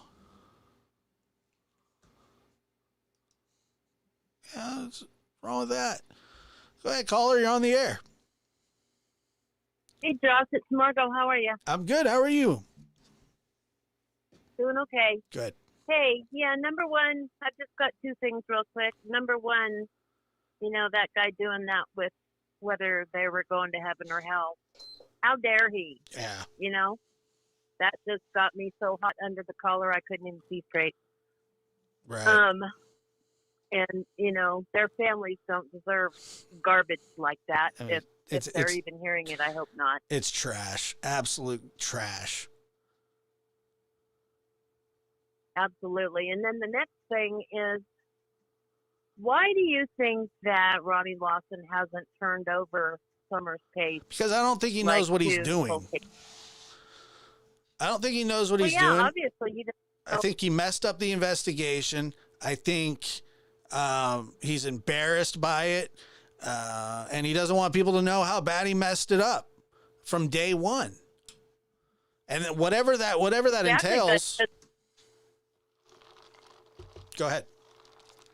Well, he looks more stupid now because it's gone this long. They have no updates. They have no clues. He himself is just beside himself, I'm sure, in his minute little brain. But they should call the Cold Case Foundation in, or somebody that can actually get something done.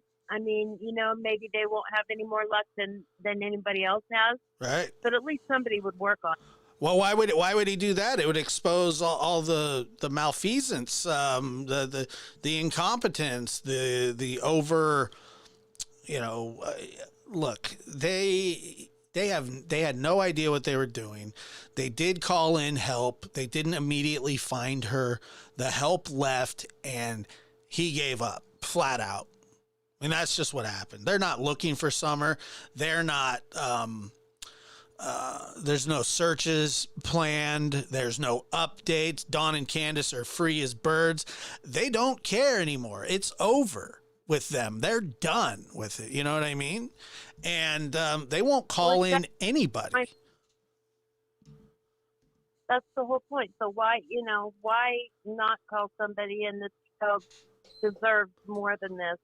Oh, and big in time. my own opinion, I think that Ronnie Lawson is hiding something and doesn't want anybody to find it out. I don't know what it is, but that's just a gut feeling I have. I don't know if he's hiding something or not. I think personally what he's hiding is a crap investigation. Now, whether it goes deeper than that, I don't know. I can't speculate to that. But what I can speculate to is that we're 17, near 18 months into the Summer Wells case, and not one single shred of evidence, not one single meaningful update, not one single clue as to where she could possibly be. Nothing. Zilch. And that's okay with him. Yeah, that's exactly what I'm getting at. It makes me sick to my stomach, you know. And then Dawn and Candace, like you said, they're free as birds to move around the country, do whatever they want to do, and nobody's being held accountable. I mean, there are things they should have been, Candace, well, possibly both of them, for having those kids live in that disgusting pile of rubbish they were living in. Right. You know? Right. They should have been taken away from them long before that. Maybe if they'd done that, Summer, you know, she might still be here. Right. Well, look, I don't know if Ronnie Lawson's son, you know, had anything to do with Summer going missing. I truly don't think so. Look, anything's possible, and I could be wrong. I think the reason that he's doing it is, but look, what it does tell me is that, especially with the sentence that his son got for the Alford plea, maybe they do look out for their own. I don't know. But what's happening in the Summer Wells case is wrong. And somebody, and he needs to recuse himself and let somebody else take over. That's exactly what I was getting at, you know, because it's gone on far too long, and it's gotten beyond ridiculous.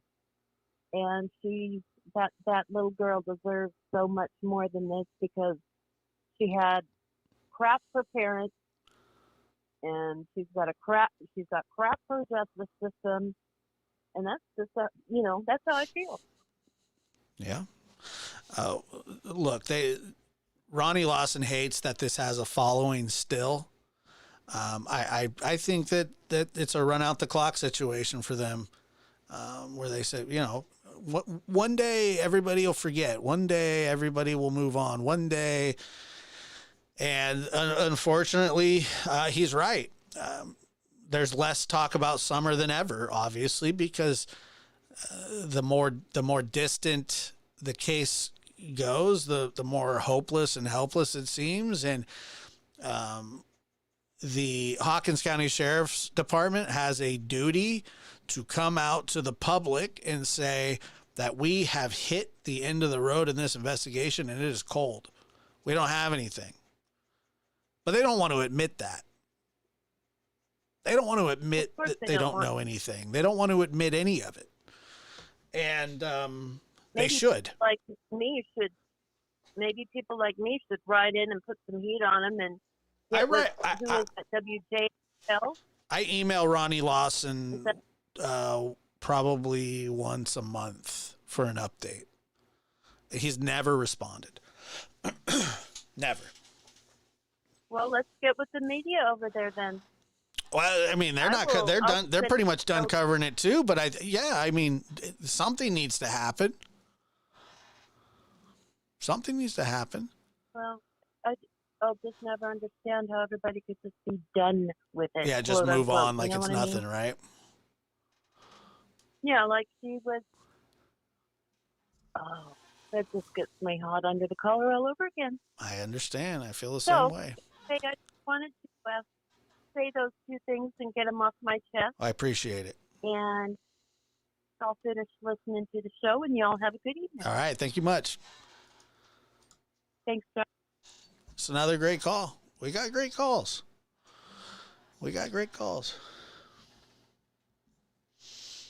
Yeah. The Summer Wells investigation. I mean, I think it's pretty obvious to everybody what's going on. Yeah. You don't have to be Columbo to figure that one out. It sucks, you know. Pruitt is in charge of he's the lead detective, but everything goes through Ronnie Lawson. I send Ronnie Lawson the same email, I don't know, couple times, once a month, twice a month. It's just like a reoccurring. I just call him, say, hey, or don't call him, I email him.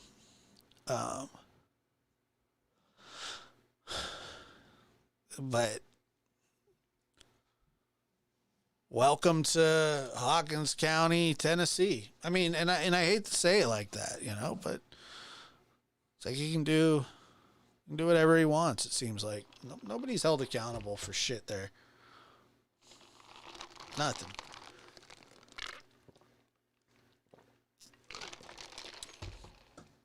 Kind of a terrible, terrible thing, if you ask me.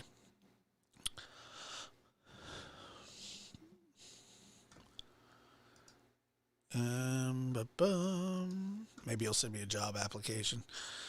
Nah, I don't want to work for the sheriff. I don't want to work for him. Maybe I'll send him a job application. He can come work for me because he's not a very good sheriff. It seems like, I don't know, man.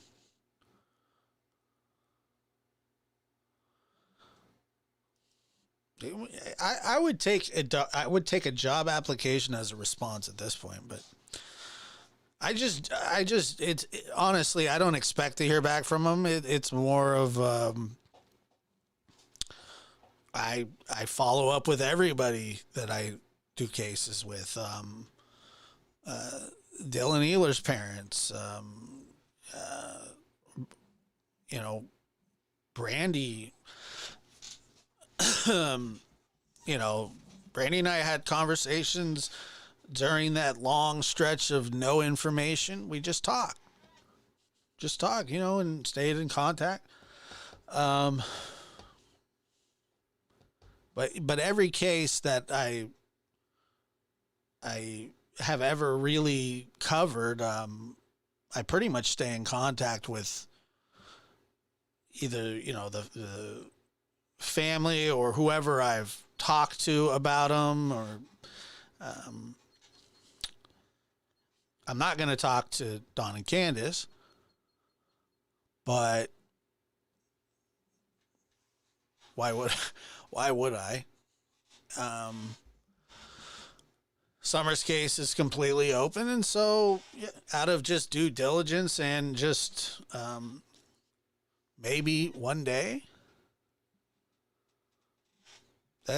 I'll get a response. But I do think, with all due respect, I do think that Hawkins County Sheriff's Department, specifically Ronnie Lawson, who is a public servant and elected by the people, not me, I don't live in that town, but I think that they should, you know, take questions.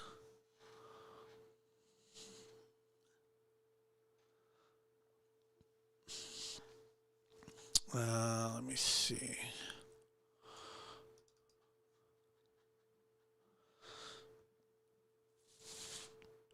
Tracy said, I heard they are done searching the yard for monkeys. Is that true? I think that I think that they said that they have finished, but they're still processing stuff. So I don't exactly know the status of it, but it's totally, what's up, Purple? It's totally yeah, I don't know. And I'm so not interested in prying in or asking questions that don't pertain to me, or interviewing witnesses or suspects. I'm just not into that, and it's been pissing me off really a lot lately. It's been pissing me off in a really bad way, and I'm really trying not to get mad about it because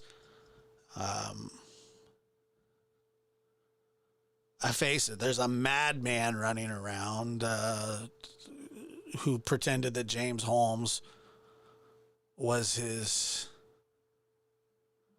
friend and claiming to care about little kids when he thought it would be funny to call the president and ask for a presidential pardon for a mass shooter.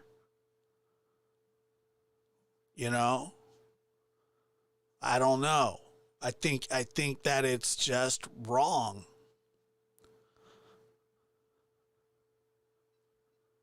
I think it's just wrong.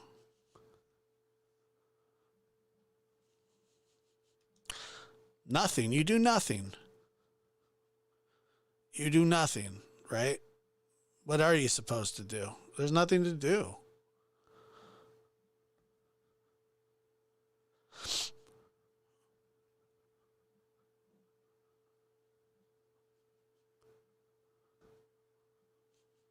It's just weird, man. And then you have people encouraging that behavior. Keep digging. No, don't. You don't know who you're encouraging. You have no clue. You have no clue who you're dealing with, you know?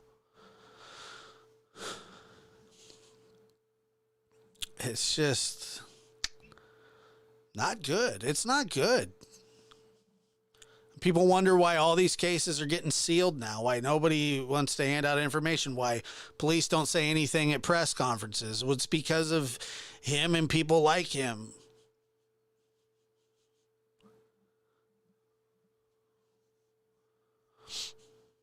Because of him and people like him.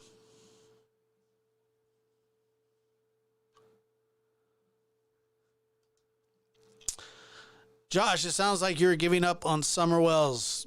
Nothing could be further from the truth. I have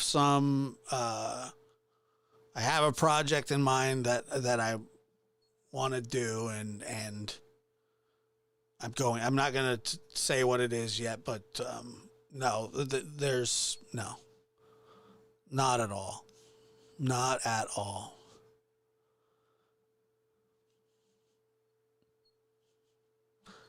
Not at all. You know, and one of the worst things is I really feel this way, and like I've been pretty outspoken about this lately, but I don't even want people that watch that. I hate that. That's how much I hate it. I'm willing to, like, if you support that, I just unequivocally denounce any kind, like he should be charged with interfering in an ongoing investigation. I mean, that's really what needs to happen. BC Proud, thank you so much. I appreciate that.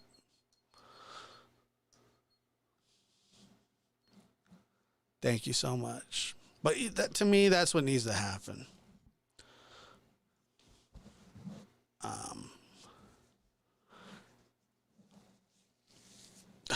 God. Yeah, that'll do the trick right there. All you got to do is Google that.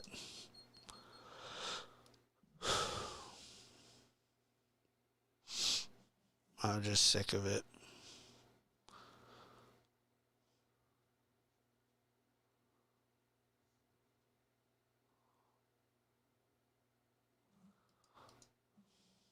Thank you, Sophie.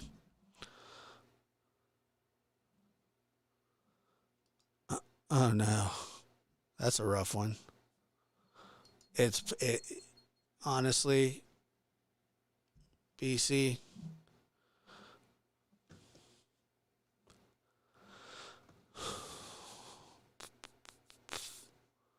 All right, let's see here. Take a couple more calls. Caller, go ahead. Hello. Hello. Hey. How are you? I'm good. How are you? Doing fine, thank you. Oh, thanks for taking my call. Of course. I made a comment that what do you do when you have a sheriff in town and they run unopposed? Right. I mean, you have no choice. You have to go with it. Either don't vote, right? Well, I'll tell you what needs to happen. And here's a logical explanation. There needs to be somebody in that county that has integrity and wants to actually try to help and change old ways and old thinking. And they need to step up and they need to run for office and change the culture. Then there's got to be somebody willing to do it, right? Right, but that's not how it works. I mean, we have 13, just in our little district, we have 13 unsolved or unsolved murders or missing people just in our little district where the sheriff does nothing, the DA does nothing. And they both, the sheriff and the DA, both are unopposed. Right. It makes it extremely tough, obviously, to get any kind of change in the world when there aren't people willing to, run. Look, I can't imagine being sheriff of Hawkins County is like a real sought after gig. I understand that. Like it's a thankless job. It really is. But if you're going to do it, you better do it. And they're not, in my opinion, especially with this case. I don't know anything about Hawkins County. I've read some stuff about, they've had some problems in the past, and Ronnie Lawson is, been there since, I don't know, the 70s. But, right. It seems like they've done a horrible job in this investigation. That's how I feel about that. I'm not in Hawkins County. I'm not in Hawkins County. I'm in Middle Tennessee. Okay. Okay. I just saw in the chat who's the mayor. Bill Lee is the mayor. I'm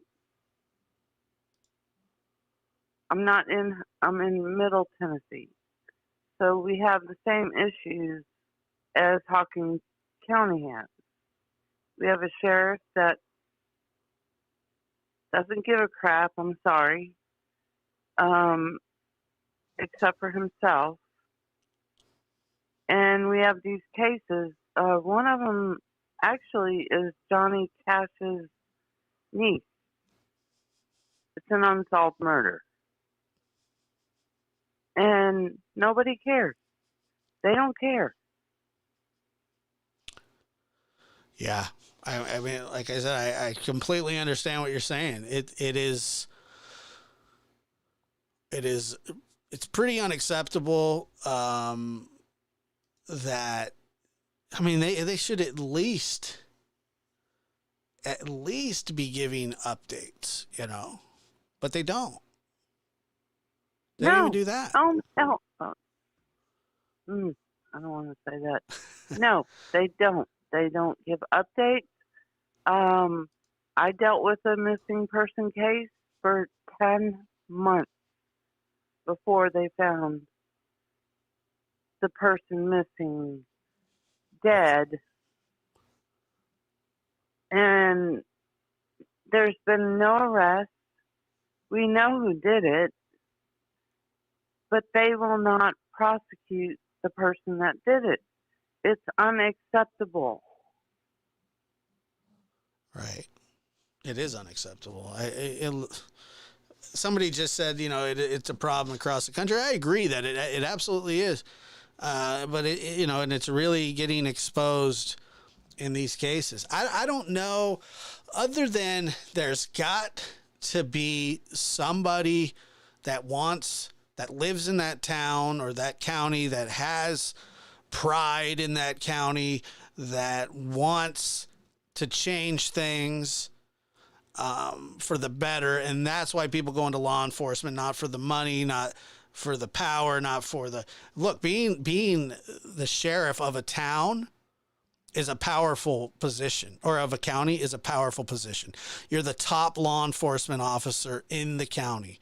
People have to do what you say, right? And, I remember our sheriff, we have a sheriff who is relatively popular, I guess you could say, in town or in the area. And I don't know that much about him. I know that he's proactive. I know that he is always out there doing, media on stuff and cases. And so, I don't see much of that from Sheriff Lawson. I just don't. Now, that may not be his style, but they owe that girl a lot more than what they're giving her. And every victim that goes missing, I get it, but just be honest. Why can't you just be honest and say, hey, we don't have anything. I would respect that a lot more than the dog and pony show. Exactly. But it is a dog and pony show. It's just not the way it works, unfortunately. Right. I appreciate your call. Anything else? No, I just appreciate you. Thank and you. I appreciate everything that you stand for, and I'm a loyal listener, and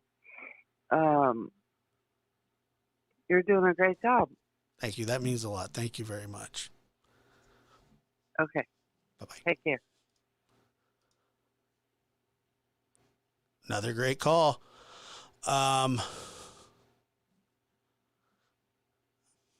Looks like we got a first-time caller. See how this one goes. Caller, go ahead. You're on the air.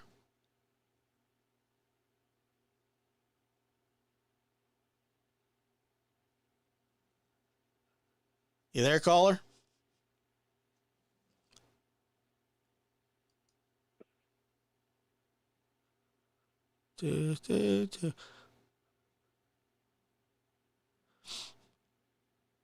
Uh-oh.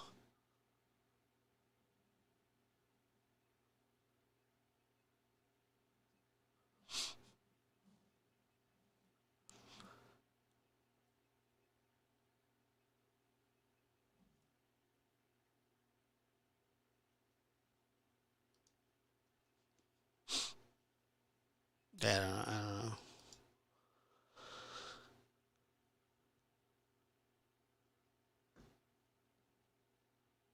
Well, you there? Hello, can you hear me? I can. How are you? Good, how are you? Doing fine, thank you. Okay, yes, I don't know if you were telling me that I was a first-time caller, but I was hoping that y'all were going to bring up Summer Wells because I've been following the case and found you through that case. One thing I've always thought, and I've tried reaching out, I don't really ever call in or anything, but one thing I've thought along the way is, and I don't really agree with what some of the YouTubers have done as far as like harassing people and things like that, but I just thought, I don't know if you know the Your Own Backyard podcast I that do that guy very well, did, actually. and kind of got the ball rolling with getting Kristen Smart's information back out there, and after 25 years of her missing, I think, or since 1996, however long that's been. But anyways, my point is, I feel like if there was something, we know that Summer's parents are never going to be her voice, and they're never going to put pressure on, Hawkins County to do anything about it. I recently had seen something how they were saying that the FBI really is not even updating. And then shortly after I had heard that, they did do an update, just basically saying there is no update. And that was like last week, I believe. But I just feel like maybe if, there's so many people out there, just like you get calls about it, there's tons of channels that have started up because of it. And I just feel like if there was some way that it would almost need to be like a YouTuber that has an audience to kind of drive it, but just, and I don't really know what it is, but just as a collective, people around, the entire world really care about this little girl. And it's like, if we could find something to do and kind of be her voice, like working together. And it doesn't mean like protesting or harassing anybody, but like I said, I don't really know what that is. I know the interview room's gone out there, and I don't know if he has any kind of relationship still with anybody that's working on the case, but just really like putting pressure on getting attention, and whether it's media attention or the TBI's attention or just some kind of like, collectively the different audiences, YouTubers coming together and figuring out a way to like be the voice for her, because we know her parents aren't harassing them saying, "Where's my daughter? We need our daughter back. Help us find our daughter." And it's like everybody keeps talking about what can be done, and it's like, why can't we kind of all work together to figure out? And I don't know, a long time ago I suggested we need to have like memorial, like everywhere they go, they're just constantly reminded of her, having memorial for her or her posters. And I know some YouTubers have tried that, and it just, just never has been enough. So I don't know what you think about any of that, or if everybody's already talked about something like that. But I just feel like, there's so many people out there that love this little girl so much and just want justice for her. And maybe it just needs to be, a collective thing that we brainstorm and figure out what's the best way to actually get some results for that. So,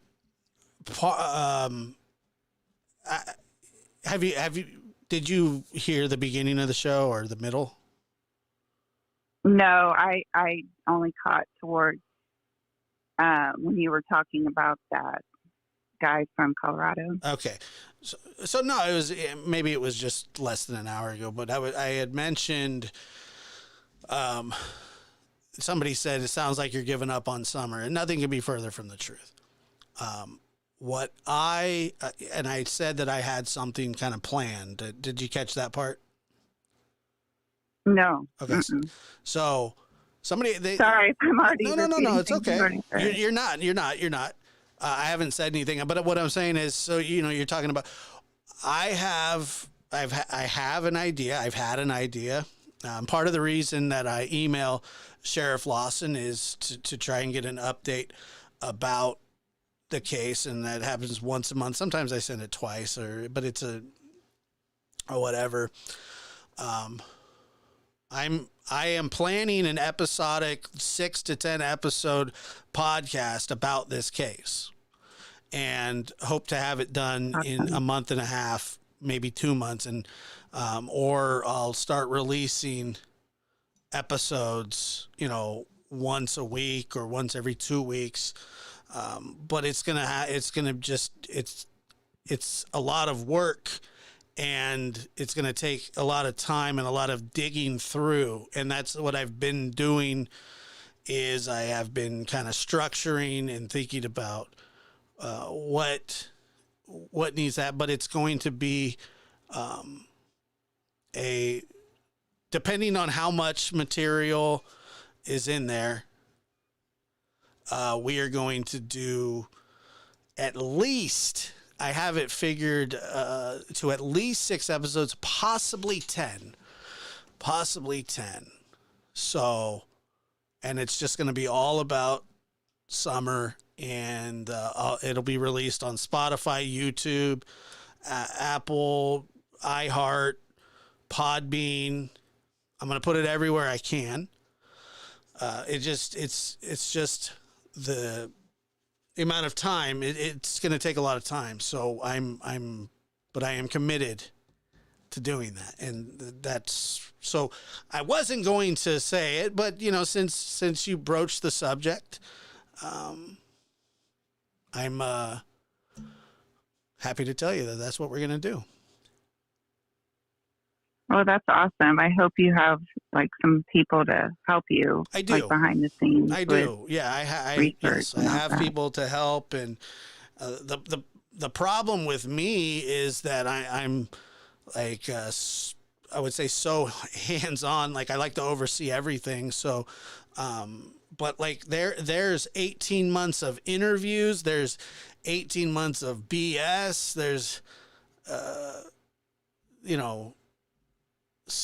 it's just, there's a lot out there, and it needs to be revisited, and it needs to be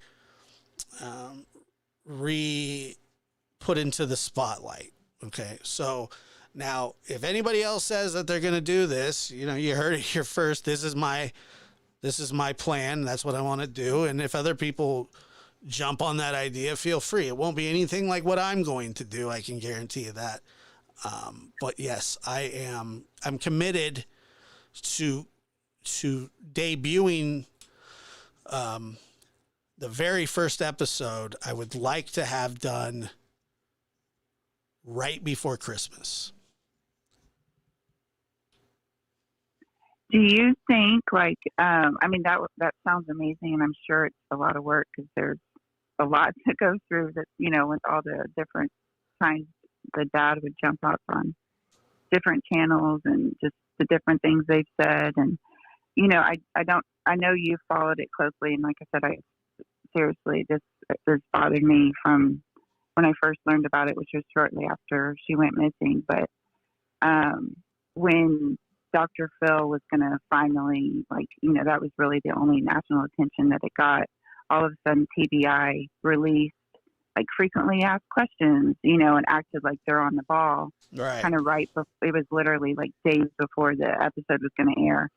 And so I don't know if like, you know, I know definitely you're doing that and having exposure on many different channels. And I just feel like Summer Wells has been somebody that everybody has fallen in love with and just, you know, hearts broken over her situation. And so do you think like if a channel, I don't know if you would be comfortable, I'm not suggesting you would, but like, I just feel like I could call and I could have my daughter call, you know, the different, whether it's Ronnie or this TBI office or whoever's, you know, right, supposedly searching for her or working on this. But do you think like making phone calls, like on a mass level where we're kind of like, we haven't forgotten, do you think something like that is realistic? Or do you think that that's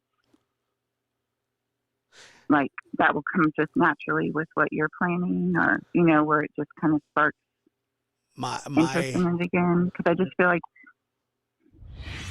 I just feel like when a new case happens, it's like kind of every summer gets put on the back burner when a new, you know, story kind of hits YouTube. My hope is that I will get the cooperation of everybody that I asked to help with this, and to let anybody who wants to play it on their channel. I'm not worried about copyrights or whatever. This will be to just try and spark some interest in the case again. And I really do hope that we can get this thing done. And that way, honestly, really what needs to happen is Hawkins County just needs to call in somebody. They need to call in help. And, you know, I've made Mr. Lawson aware of this podcast and that it probably won't paint Hawkins County Sheriff's Department in a great light. Because I know that they don't, there's just certain things that they've turned down that I find appalling. You know what I mean? And so, you know, I hope that it makes a difference. I hope that it piques some interest of some other show that, you know, has 10 times the viewers that I do, and that it can just reach out to somebody that has information that will share that information. You know, I really am hopeful of it, but that was what I was talking about when somebody asked if I was giving up on summer. And like I said, nothing could be further from the truth. I feel like I'm just getting started. Well, I don't know if you need any extra help, but I would definitely, I've done all kinds of digging on it, but I do wish you the best of luck. I can't wait to thank you. Be a watcher when it comes out. I don't know if it's just gonna be your voice, or you're gonna do like videos. It's gonna be a little bit of everything. Well, I'm looking forward to it, and thank you so much for everything you do for all the missing people. I appreciate that. Thank you for your and call. Stories you cover. Okay. Well, thank you. Take care. You too. Bye-bye. Bye-bye. Let's see here. All right. Well, so that'll do it for the calls tonight. It was great calls. Great calls. I appreciate it so much. Yeah, I'm excited to start it, and I've kind of already got it structured and ready to go.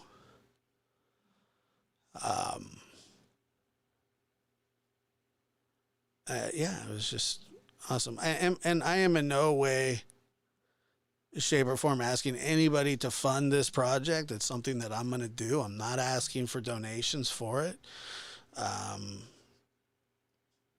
You know, if that's what you want to do, fine. But I'm definitely not asking for any of that. This is something I'm going to do whether or not. It makes no difference. Makes no difference. I'm going to do it either way. So I'm very happy to do that. And I'll keep you guys updated too.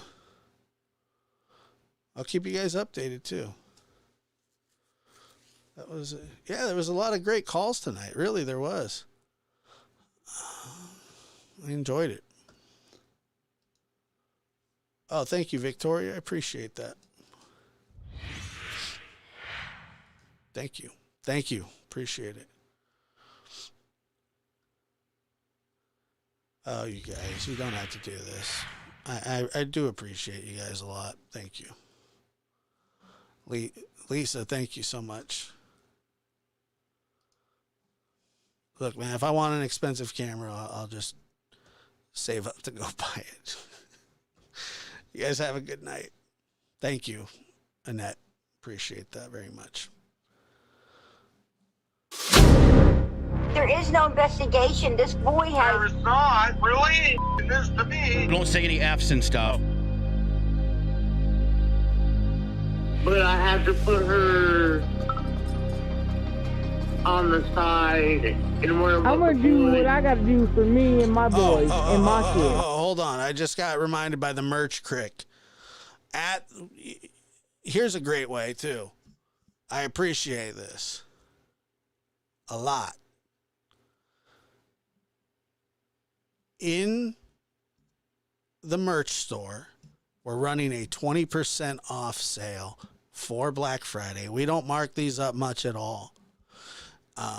So if you want to support the channel that way as well, the discount code is Otis. That's your discount code. 20% off at the merch store. All right.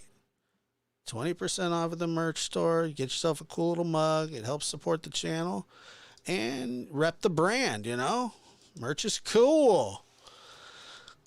Plus, the merch crick Linda works really hard on it, and she does a great job with it as well. So 20% off Let's go. Don't say any F's and stuff. Blazing the steel. Bring the heat. Mixing non-stop. Forever. I don't know. I'm your host, Joshua Diaz. Non-stop. Up until Christmas? I don't know. Whatever you guys want. Oh, thank you again, Victoria. Appreciate that. There is no investigation. This boy There has. is not really this to me. Don't say any F's and stuff.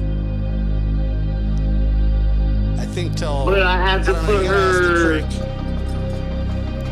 on the side. The merch and crick where I'm gonna do what I gotta do for me and my Thank you, I boys appreciate and my that. kids. Don't say any F's and There stuff. is no investigation. This boy There has. is not really this to me.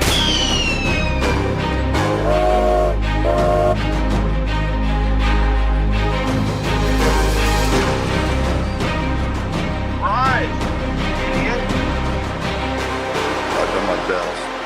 It's hard, you know. That's tough.